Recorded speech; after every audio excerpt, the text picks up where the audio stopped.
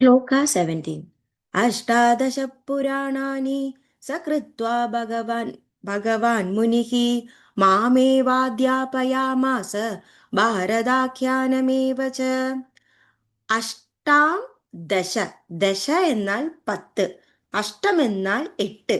അപ്പോൾ അഷ്ടാദശ എന്നാൽ 10, 8 ചേർന്ന് 18 പുരാണാനി, പുരാണങ്ങളും സ അതിൻ്റെ കൂടെ കൃത്വ രചിച്ചു ഭഗവാൻ മുനിഹി, ഭഗവാന്റെ ആ ഒരു അംശമായ വ്യാസമുനി മാമേ വാധ്യാപയാമാസ, അങ്ങനെ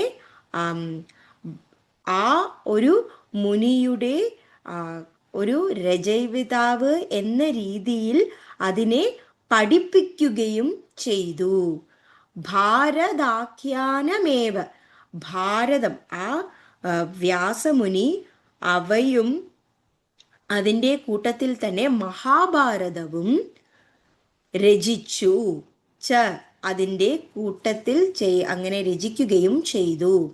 അഷ്ടാദശ പുരാണാനി സകൃത്വ ഭഗവാൻ മുനിഃ മാമേവോധ്യാപയാമാസ ഭാരതാഖ്യാനമേവ ച.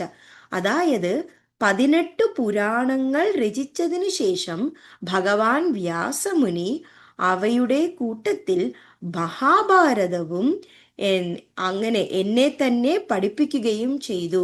എന്നെ എന്ന് പറഞ്ഞാൽ ശുകമുനിയാണ്, ഇത് നമുക്ക് സൂതമുനിയാണ് ഇത് പറയുന്നത്. അപ്പോൾ സൂതമുനി പറയുന്നു ശുകമുനിക്ക് അത് മഹാഭാരതവും പഠിപ്പിക്കുകയും ചെയ്തു.